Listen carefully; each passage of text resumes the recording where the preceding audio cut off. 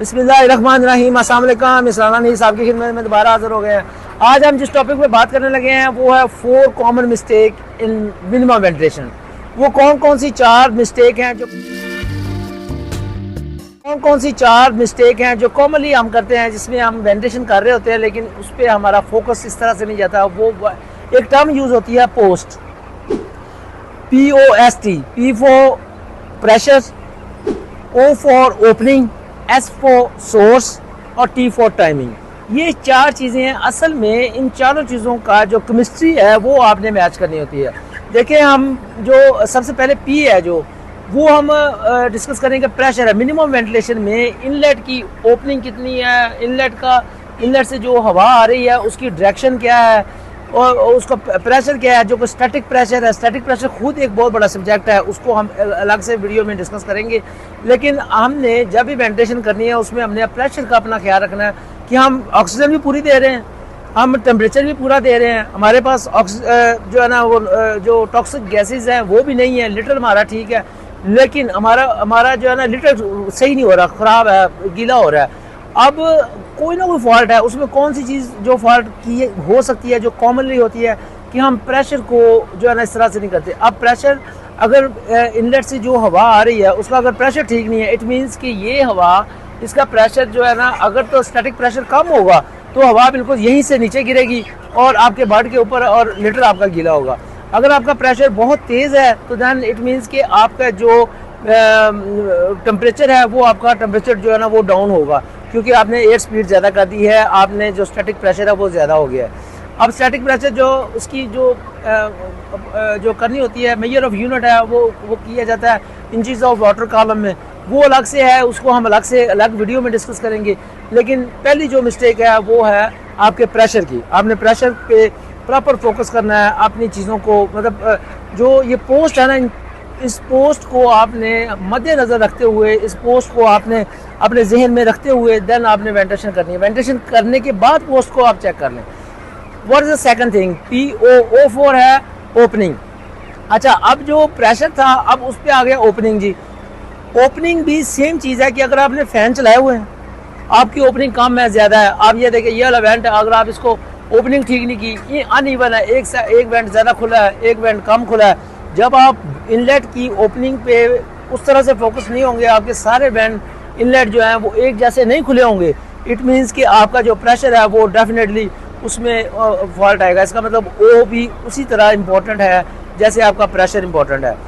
Opening کا مطلب یہی ہے نا کہ آپ جتنی ہوا لینا چاہ رہے ہیں یا جتنی آپ فین دے رہے ہیں اس کا اوپن ایریا اسی حساب سے ہو۔ آپ اس کی ڈیپتھ میں اگر چلے جائیں تو جی ہم نے جتنی اوپننگ کی ہے، جتنے ہمارے CFM ہے، ٹوٹل CFM جتنے دے رہے ہیں، میرے جو ہے نا وہ اس ٹائم پہ 1 لاکھ CFM بن رہا ہے۔ 1 لاکھ کے لیے مجھے کتنی اوپننگ ایریا چاہیے؟ 1 اسکوائر انچ اگر آپ لیتے ہیں تو اس میں سے آپ کے 4 CFM کراس کرتے ہیں۔ جو ٹریفک ہے CFM کی، ہوا کی، وہ 1 اسکوائر انچ سے آپ کی 4 CFM کراس کرتے ہیں۔ اسی طرح آپ نے سارے ایریا کا پہلے نکالنا ہے۔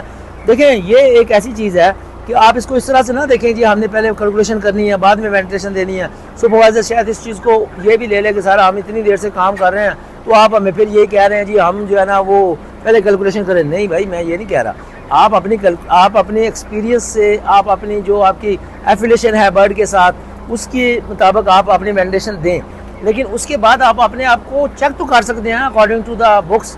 وہ آپ چیک کریں، وہ آپ جب چیک کریں گے آپ کی اوپننگ اگر ٹھیک ہوگی دین آپ کو یہ ریلائز ہو جائے گا کہ یار میں کتنا لائق بندہ ہوں، کہ میں پڑھا لکھا بھی نہیں ہوں، میں جو ہے نا وہ ڈگری بھی نہیں لی ہوئی، بٹ میرے پاس ایکسپیرینس ہے اور میرا ایکسپیرینس جو ہے وہ بکس کے عین مطابق آ رہا ہے۔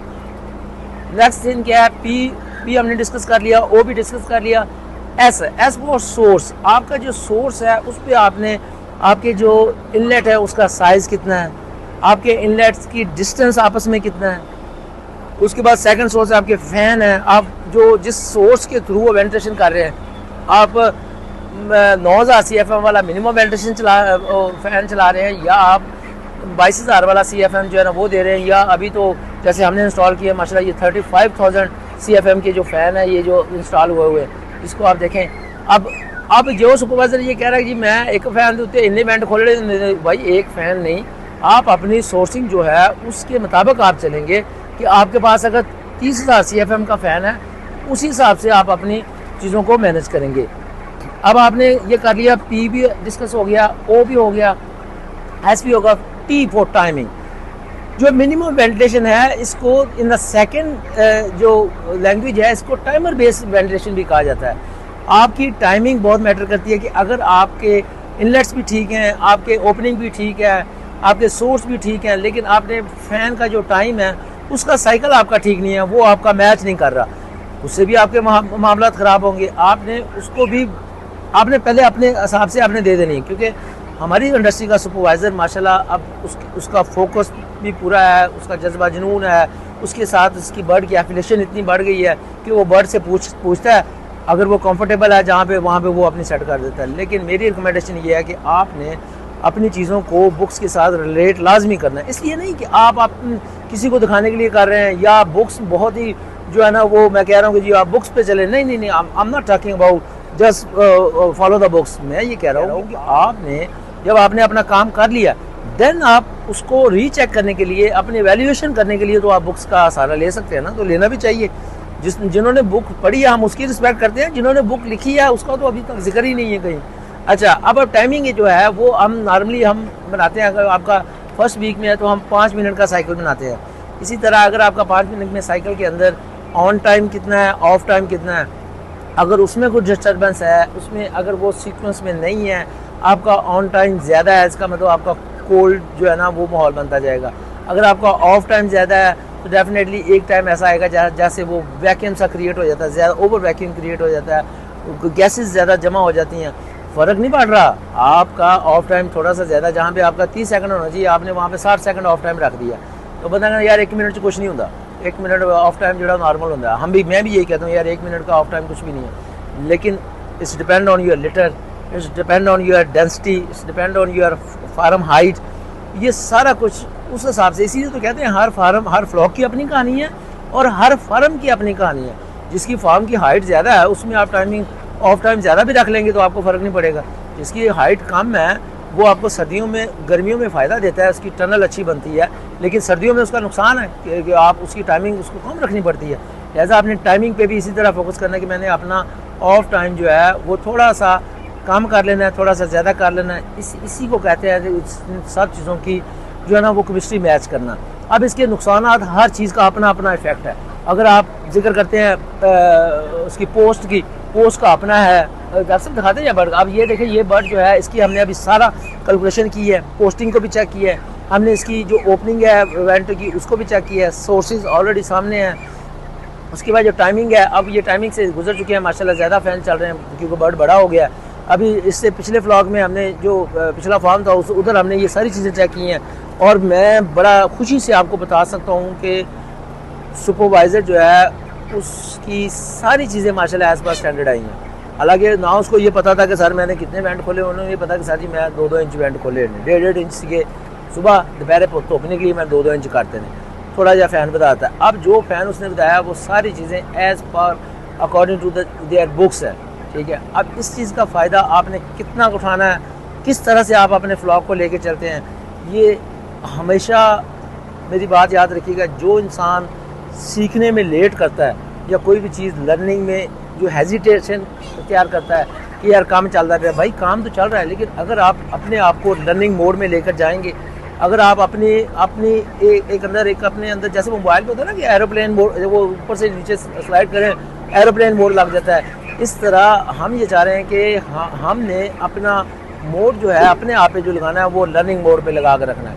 اس طرح چیزوں کو سیکھتے رہنا ہے, اپلائی کرتے رہنا ہے.